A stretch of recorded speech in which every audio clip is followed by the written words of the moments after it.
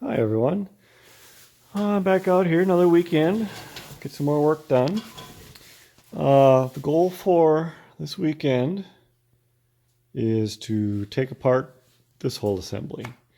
I'm going to basically strip it down to this bare cast. I want to take off each final drive and take off the front,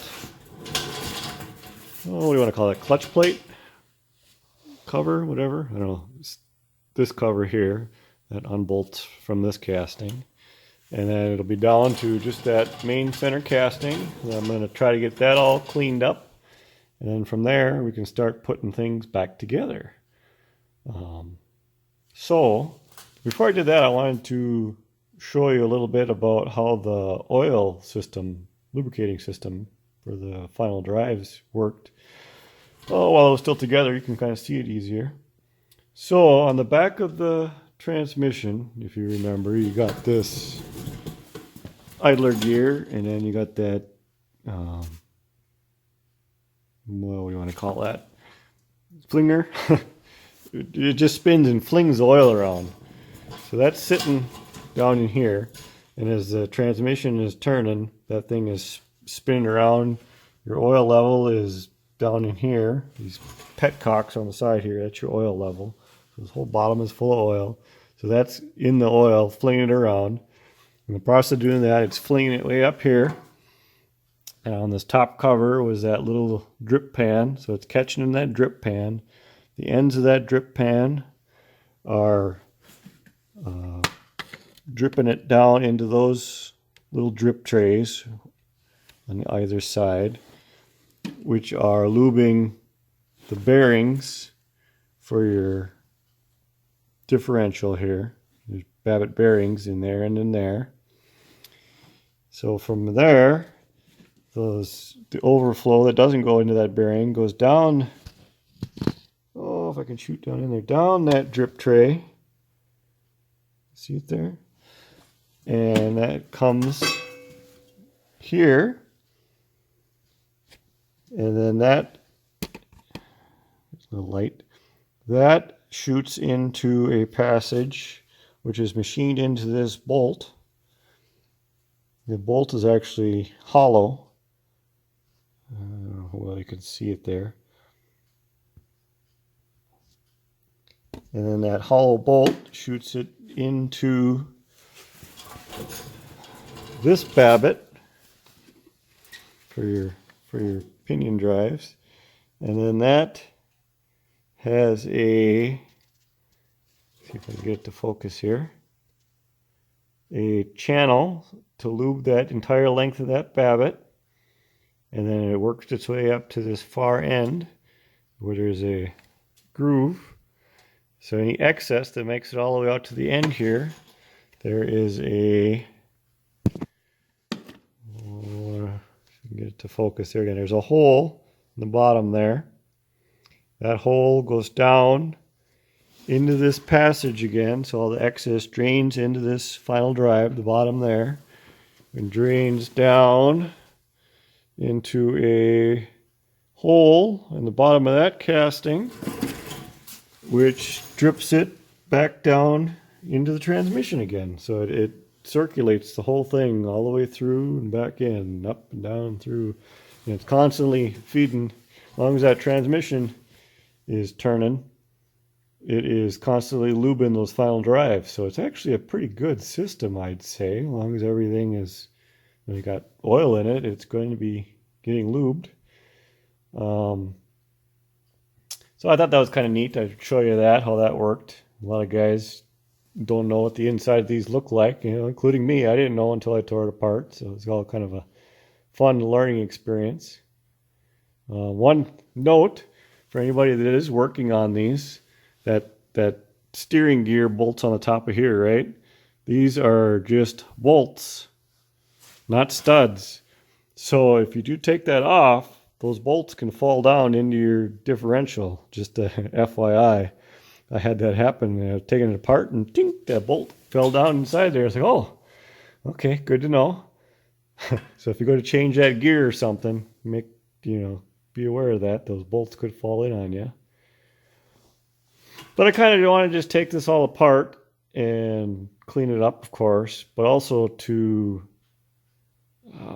this is going to be a paint restoration, right? So I want to make sure that all these bolts and where these bolt together and where everything bolts together, I want to make sure those are all sealed up really well. So when I'm all done and painted, that oil doesn't start leaking out of everywhere. I want to make sure I got some dope on all the threads, and if there should be gaskets everywhere. So, and if not, just a thin layer of Permatex just to seal everything up so it isn't leaking when it's all done. Because I don't want it to be a leaky tractor. You're always going to have that as it is.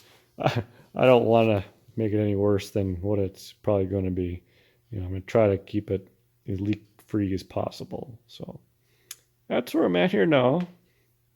I'm going to start cleaning things up, and then once all the differential is cleaned up, then I'll start cleaning up the transmission here and kind of just start putting it back together and prepping it for paint and all that kind of fun stuff, getting the outside all wire wheeled up. And I got a nice heavy-duty engine stand ordered a couple nights ago, so that'll be here in the middle of next week. My plan is, as of right now, I'm not sure if it'll work or not yet. I'll have to wait till it gets here, but I think I'll bolt that engine stand onto there, so then this whole assembly will be hanging out in free space to make it easier for painting. Whether or not that'll work with that shaft that sticks out of the transmission or not, because that sticks out here, right? But I think if I get that through the center of that engine stand, I think that'll work. We'll find out. If not, I'll go to figure out a different plan. But I wanted to splurge. I got myself a nice new engine stand because I'm going to need it once the engine is done at norms. So I'll need it to put on to finish putting the engine together and all that kind of fun stuff. So, all right, stay posted. Okay, left side final drive is out. Remove the 6 bolts there and carefully slid it out. Just like I thought, the differential stayed in place. That'll be the next step now. I'll see if there's enough clearance to slide that over and out, or if I have to loosen the other side first. But now you get a little bit better view of that drip tray. Goes down. Kind of interesting. You can see where the original cast was cut out. That I would have went across here, looks like, or at least the corners they nipped out to facilitate this galvanized steel, soldered up drip tray. There's a little hole in the bottom there. Babbitt looks good on this differential side here. For at least for a 100-year-old tractor, it looks good enough. I mean, it's pretty darn good.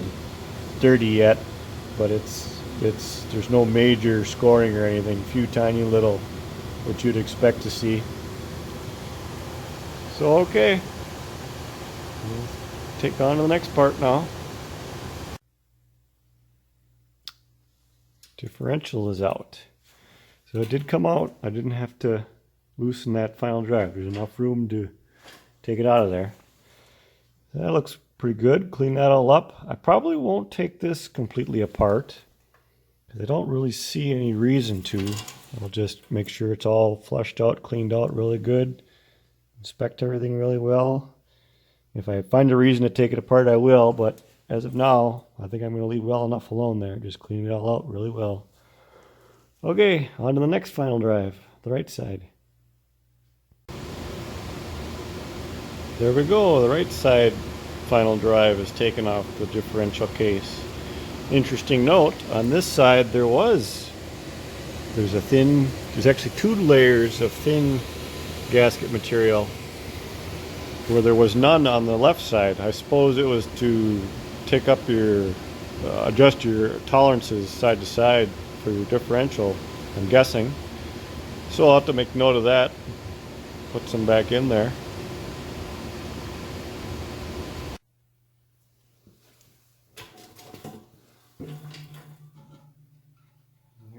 taking off the last plate.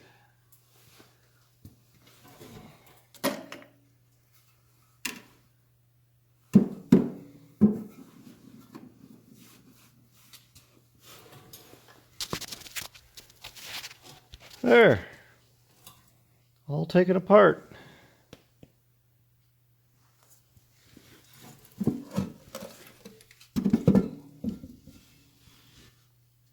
Supposed to be it's some type of a seal there. To figure out what that's supposed to be. Some type of a leather seal, maybe? Felt? I'm not even sure. Doesn't look like there was no gasket material on that either. Just steel to steel. Okay, time to start cleaning the stuff. Fun, fun, fun. So curiosity got the better of me. I took off 2 bolts. There's a thin tin cover and then a very petrified, I think it's leather, seal. And that seals off the shaft for shifting your transmission from your differential into your clutch case. It seals off that shaft. It goes back and forth. So it looks like I have a forming leather seal expertise learning experience in my future. If anybody has any words of advice on that, I would like to hear. I think what you do is you get your leather soft, wet, and then you can form it into the shape you want. You make up some type of a little fixture, and then it dries in that shape. And then once it's oil impregnated, it stays that shape or whatever. The little bit I do know about forming leather, which is very, very, very minimal. So if anybody knows more about that, let me know. Thanks. Well, here's what a day's worth of cleaning gets you. Pretty clean differential case. A little bit here and there I'll probably have to tune up yet, but it's looking pretty good, pretty clean. I'm pretty happy with it. So tomorrow maybe get the wire wheel out and start cleaning up the outside of it then. Run some tap through all the holes, clean out all the threads, and this case will be pretty much done then. Pretty good progress so far. Well, pretty good progress for the day. I was out here, I guess, afternoon. Spent the afternoon working on it. I got the whole outside of the differential case all cleaned up, at least good enough for now, wire wheeled up, and ran the little wire brush through all the non-tapped holes. And I just got done running a tap through all the tapped holes everywhere. All these. Clean out all the threads on everything. Yeah, so this is pretty much ready to go for now. I'll give it, one good final cleaning before we actually start putting parts back in it and whatever. But I suppose the next step would be start cleaning up all the probably final drive castings and whatever, so things can actually start going back together. So that'll be probably next weekend's project. Work on that.